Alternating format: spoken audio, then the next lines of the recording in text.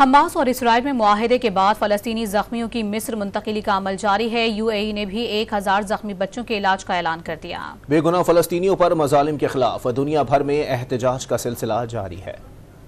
قطر کی ثالثی میں مصر، حماس اور اسرائیل کے درمیان معاہدے کے بعد غزہ سے زخمیوں کا انخلاء جاری ہے۔ مصر نے 500 زخمیوں کے علاج کی اجازت دے دی، ساتھ ہی واضح کیا کہ علاج مکمل ہونے کے بعد انہیں واپس غزہ جانا ہوگا۔ متحدہ عرب امارات نے بھی 1000 فلسطینی بچوں کے علاج کا اعلان کیا ہے۔ اس سلسلے میں UAE کے صدر شیخ محمد بن زید ال نہیان نے متعلقہ حکام کو زخمی بچوں کو امارات لانے کے لیے فوری اقدامات کا حکم دے دیا۔ بے گناہ فلسطینیوں پر اسرائیلی مظالم کے خلاف دنیا بھر میں احتجاج کا سلسلہ بھی جاری ہے۔ امریکی نائب صدر کملا ہیرس کی برطانوی وزیر اعظم رشی سوناک سے ملاقات کے لیے لندن آمد پر سینکڑوں مظاہرین فلسطینیوں سے اظہار یکجہتی کے لیے سڑکوں پر نکل آئے۔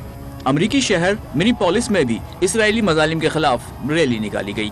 برطانیہ کی سالفورڈ یونیورسٹی کے طلبہ اور اسٹاف نے اسرائیل کے خلاف مظاہرہ کیا۔ یونان کے دارالحکومت ایتھنز میں ایئرپورٹ ملازمین نے اسرائیل مخالف مظاہرہ کیا اور فلسطینیوں کے حق میں نعرے لگائے۔ الجیریا میں مظلوم فلسطینیوں سے اظہار یکجہتی کے لیے بڑی ریلی نکالی گئی۔ جرمنی کے شہر کولون میں شہری نہتے فلسطینیوں پر مظالم کے خلاف سڑکوں پر نکل آئے۔ آسٹریلیا میں وزارت دفاع کی عمارت کے سامنے اسرائیل مخالف مظاہرے پر 5 طلبہ کو گرفتار کر لیا گیا۔